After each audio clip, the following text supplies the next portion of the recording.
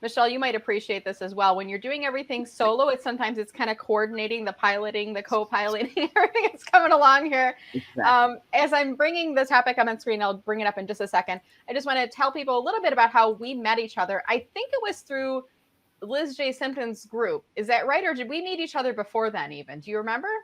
I think we met through Liz's group, and then we realized we're both on Clubhouse. And like, wait, you're that Brenda. Right.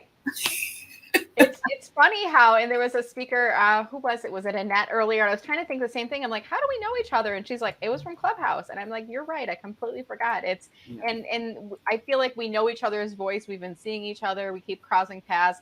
And as I was looking to build this event, I was looking up profiles for people I know. And I looked at yours. I'm like, oh, this would be perfect. We got into a call and I kind of talked about this event. This is a LinkedIn Live-a-thon for the experienced rich job seeker. And I said, hey, would you like to come on, Michele? And you said, yeah. And I said, pick your topic. And you said, let's talk about, I gotta fix my punctuation because it's going to bother me. You said, let's talk about ageism, assessing your recruiting process for bias. So this is kind of a talk that's being directed towards the employer side, the recruiter side of organizations, right, Michele? It is. Before we get into that, why don't you take a few minutes, tell people a little bit about who you are in your business, and then we'll get into that conversation. Well, as she already said, my name, Michele. I'm actually a former civil engineer, built the power grid, did technology transfer, even technical sales in my career. What I do differently is I started a tech company to really focus on the bias that Black, Latinx, and Indigenous women who are experienced, right? Scientists, engineers, and technology professionals, really connecting them to management roles. And so ageism plays into part of the bias that I work with within my tech company. So we look at diversity and inclusion, we look at recruitment, we look at retention, and we look at data, so people analytics, and really bring that together to build inclusive workplaces. And that's from the talent acquisition side, the recruiting side, all the way through the end of the employee life cycle when they go out and retire or they exit that organization. So that's what I do here at my company, PositiveHire. Wonderful. Well, let's kick off the topic. And what I'm going to do, Michele, is I'm going to pull myself off of screen so that we can give you full screen to lead us into the talk here. I'll still be in on the StreamYard. So as you ask questions for the audience, I'll pull some of their comments up on screen. I don't think you're doing a slide deck, though. You're just doing a talk. Am I remembering correctly? I do have a slide deck. Okay. Do you want to share that on screen? I'll walk you through how to do that now. If you have your slide deck up on screen, in StreamYard at the bottom, you should see a share icon. You'll have to click on that, and then it'll ask you, what do you want to share? Once you've done so, then I, as the meeting host here, have to enable that share, and then it'll pull it up in large screen mode. So we'll give it just a second here to walk you through that process, and then we'll get going. And while we're waiting for that, I just want to remind everyone, if you're watching here today, if you join us a little bit late, or maybe you didn't pick up in the second stream, or you're watching the first stream, we had some hiccups that were happening. I am going to be sending a playback link to everyone. If you join my VIP email list, go to mellermarketing.com/subscribe and just sign up for that. There is a double opt-in process. So when you sign up, you're going to get an email back from me saying, hey, did you sign up? That helps me to remove spam, and it also helps you so that someone can't sign up for my email list and have you joining onto that. So go to mellermarketing.com/subscribe. Check your email box for that confirmation message. If you're not seeing it, go in your junk folder. I'd hate for you to miss that email that's coming in there. All right, Michele, how are we doing? Can I help you out? Okay, yeah. So what are you seeing? Because I'm just seeing the two of us on video right now. So let me try. I do this all the time for myself. But when you're in the co-host, you don't see what the host sees, and StreamYard's different than YouTube and it's different than GoToMeeting. They're all a little bit different. So what will happen is you should have your, I don't see it yet. You have your slide deck up, and then in the bottom of StreamYard, there's a share icon. Are you seeing that share icon? Oh, there it goes. Now we got it. So let me add to stream. All right, and now I see ageism, assessing your recruiting process for bias. Now it's large screen. You may not see that you're still on video, Michele, but we still see you and we can hear you. So we'll give you the floor from here. Great. Thank you so much, Brenda. If you are not a hiring manager, but you're currently looking for a job, you are in talent acquisition, recruiting, wherever you are, this information is for you, because you may have found somehow you played or impacted negatively ageism in an organization. And this is an opportunity, whether you're hunting for a new position as an experienced, rich talent, you have the opportunity to change how ageism negatively impacts people. So we're going to be talking about assessing your recruiting process for bias that is negatively impacting people that are 40, 50, 60 years and older. Okay. So we're going to do welcome and introductions because I want to know more about you. What is ageism? Why does it matter? What does the data say? What actions you can take? And then we'll do a quick wrap up. I do want to watch the time. Okay, so like I said, Michele Heyward, former civil engineer, founder of PositiveHire, graduated from Clemson University 21 years ago, just so you know. And I love a good Krispy Kreme lemon donut.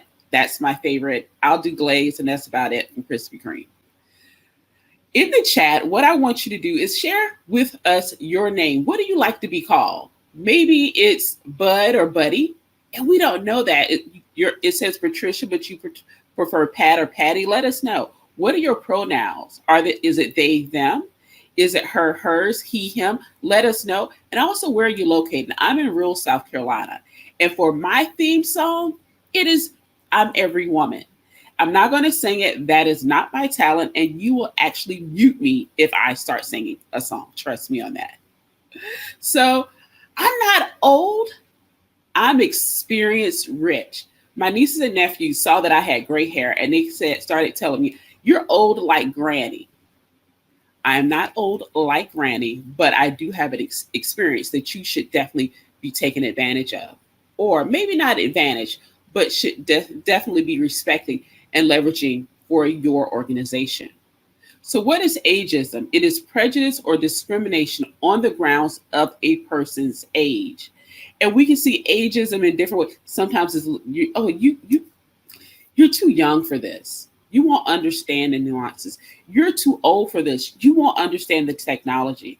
And what is really interesting when we talk about technology, often places will say, well, or think negatively about age when it comes to technology. It is really interesting when the average age of an entrepreneur is 39 years old. That means when they developed this technology, they were 39, they would be 59 today because the technology is 20 years old. But you won't hire this person because they're too old for a technology they developed 20 years ago. I want you to think about that. The assumption is you don't know how to utilize technology for your age, but you may have been old enough, you're probably old enough to have developed the technology itself, right? That really sees how we bring in bias when it comes to technology and age. So what does employment data say? U.S. is now facing labor shortages while many people, especially women, remain unemployed. 1.8 million fewer women are in the labor force than before the coronavirus pandemic. But when we look at unemployment rates of Americans 65 and older, it rose by 2.5 times more in April of 2020 than it did at the peak of the Great Recession. 2.5 times more. That's saying a lot. That's a lot of people 65 and older without jobs.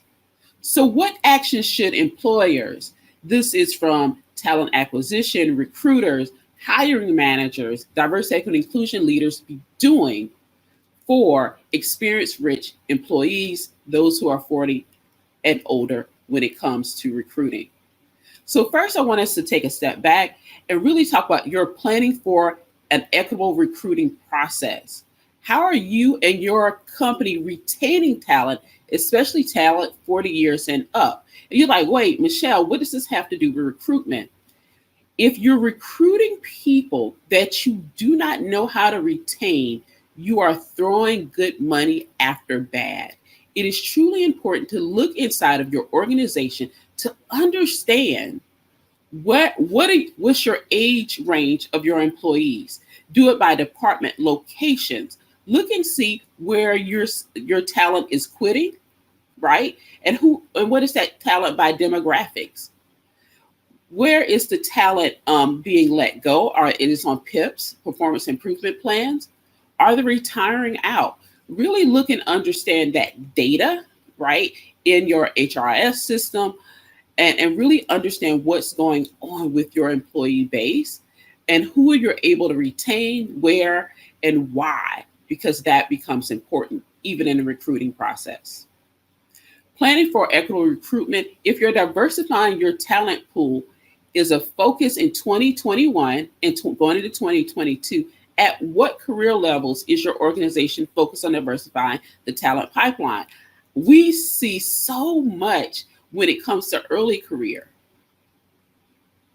But are you having issues in other places, or are people not leaving your organization at higher levels, which could be really good? But you really need to understand why. And I only have why on here once.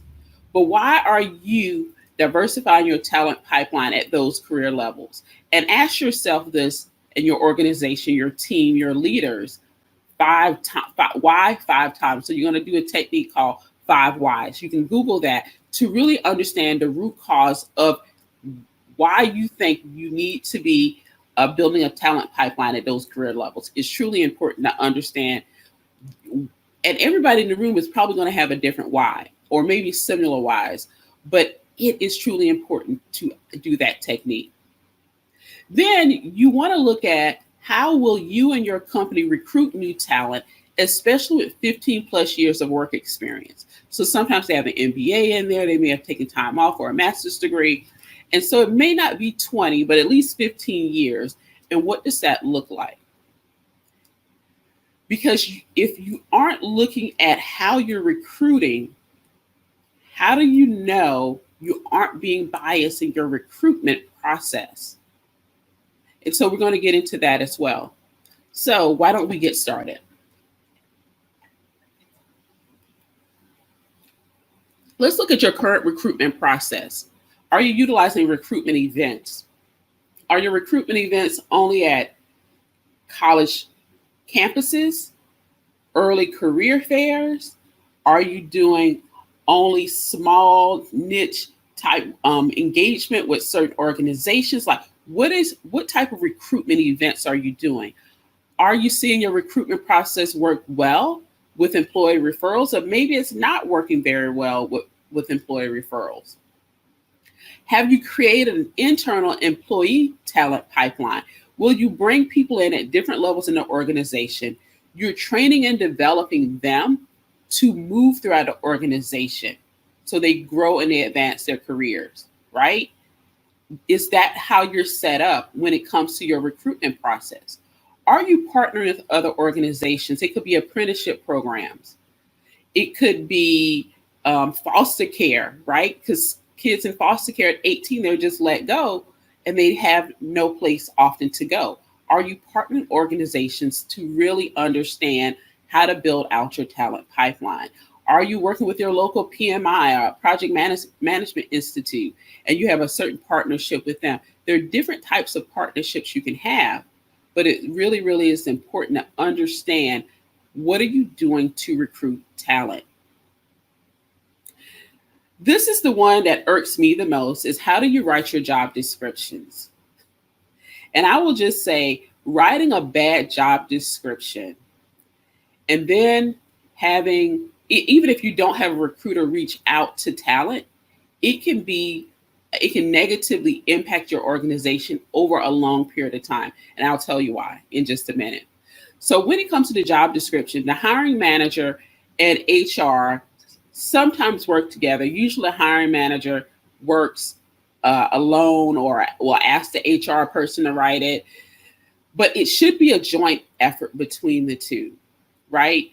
And what we often see is the job duties and the salary and the job description are not cohesive. You may find a job description that really has 3 roles in it. It has a salary that may pay for a third of that role, and the job duties encompass too much. When you're writing that job description, you're focused more on what can a candidate deliver? What are the outcomes you really need them to bring in that role?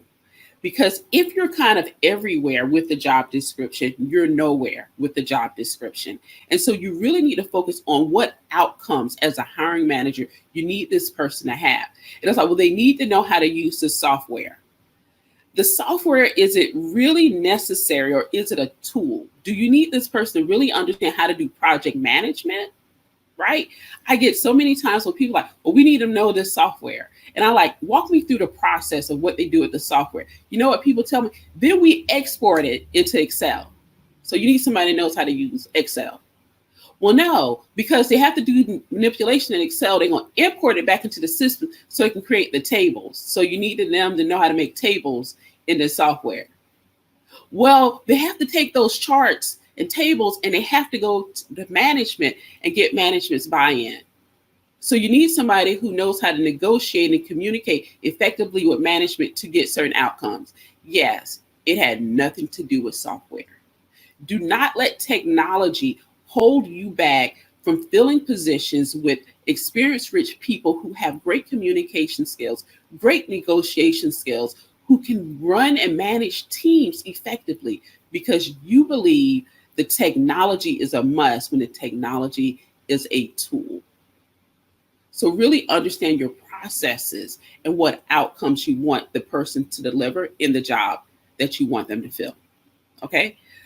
In that process, are you asking for date of birth, graduation year, years of military service, and other age identifying information? Are you requesting that?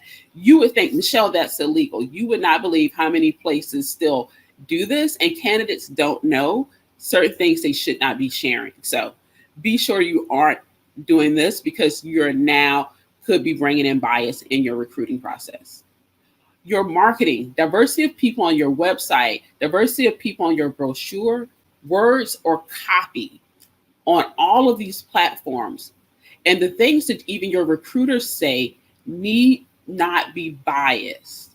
Like, oh, you did that for 15 years. So really, how long have you been working? I'm like, what the hell does that mean? I've been working long enough to have gained this set of skills and knowledge that will help me help your organization execute and increase your revenue, your sales, and positively impact the communities in which you're located, as well as your customers. That is how long I have been doing this.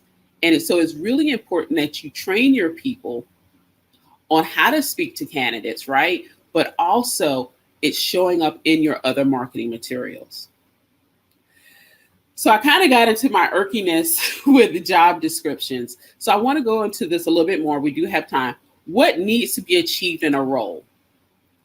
What is essential outcomes for that person holding that role? What has been added on duty? So oftentimes you're trying to fill a role where somebody there was for 6 years, 16 years, 20 years, right?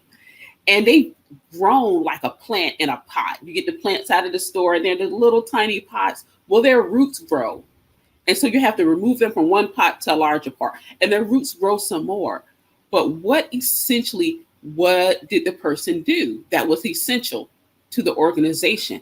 They had added on duties, and you may have found this person over a 10, 12-year period was actually doing 3 roles. And now you really need to figure out who can pick up certain duties in your organization. What is the role you really need to have filled? What are the essential duties you need that person to help to have? What are added on duties because you're looking for certain outcomes? So how do you leverage your team to either help train this new employee to take on additional duties that person who is a long-term employee had? And really, how do you leverage technology at the same time to pick up some of those extra duties that were there? So you really need to drill down and understand and study the jobs that people are doing in your organization to understand what is really essential to those roles. Now, what do you need to make? Where do you need to make improvements first? Name 2 areas of improvement your company found after reviewing your current recruitment process. And why did the area require improvement? It was not a streamlined process. You had conscious bias. It was costly to maintain, etc. But really study your overall recruitment process. In your interviewing process, diversify your interview panels. You want to standardize scoring of the interviews, and you want to standardize type of interviews. You want to make sure everybody is going through the same thing. Now, don't get me wrong. There are people that are differently abled that may not have broadband internet. So you may have to have some small tweaks in there to adhere to the needs of people. But for the most part, this is going to be 90% consistent for your interview process. When is your time to change? When it's actually now. You're seeing accelerated retirement, which is why you have even more roles open. You have key management or subject matter expert roles that are currently open.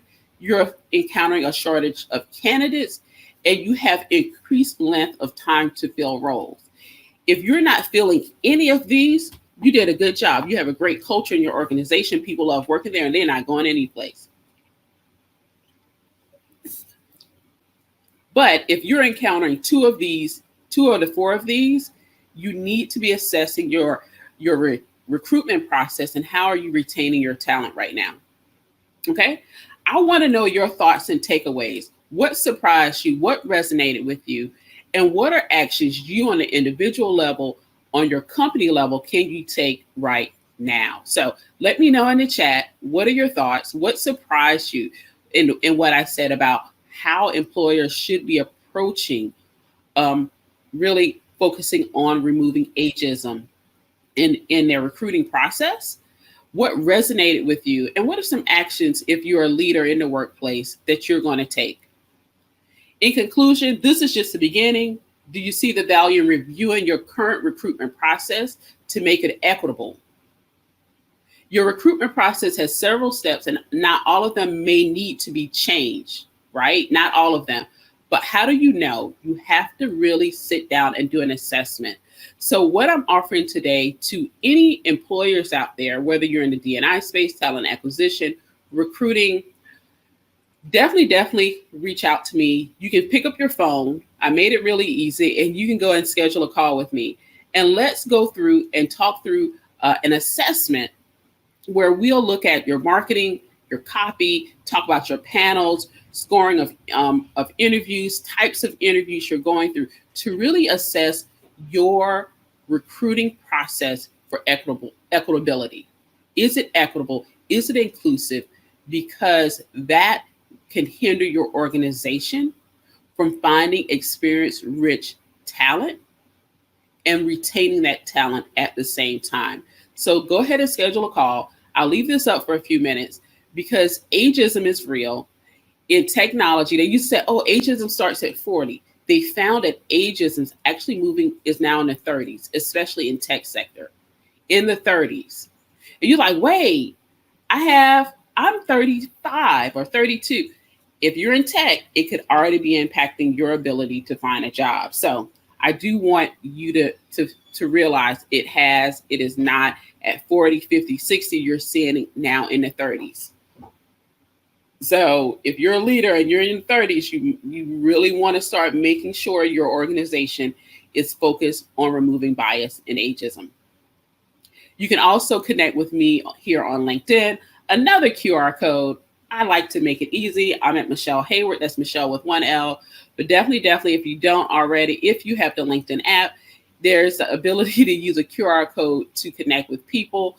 Don't know if you're out and about, but it's still a great way to not have to touch business cards to still be able to connect with people online. So I do want to thank you. If you want to reach out to me, like I'm not sure if I'm ready for a call yet, you can also just shoot me an email at info@positivehire.co. Autocorrect will get you, so you want to back up one letter and delete the M, but it's info@positivehire.co. So I am going to stop the share now because guess what? We have other things to talk about. I really want to know what you're saying over in the chat and where we can go from here. So I see a couple questions. I'm going to pop one up. This is actually somebody who's a job seeker, not on the employer side, but Kim is asking, what about, those recruiters that are asking for the year that she earned her degree? They say it's required. What are your thoughts there? It's not required.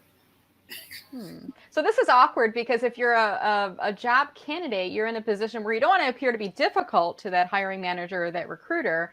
But if the person who is interviewing you or is asking you to ask for that year and they're saying it's required, I mean, you don't want to say that's illegal to ask me that. You don't want to appear to be difficult with that, right? I mean, what's your advice for that situation? So it's a couple things. To me, it's a red flag that they have not trained their people and isn't an organization that I want to work with. And I say this, if you're doing this on a recruitment side, what is your HR really like? And so to me, that's a red flag.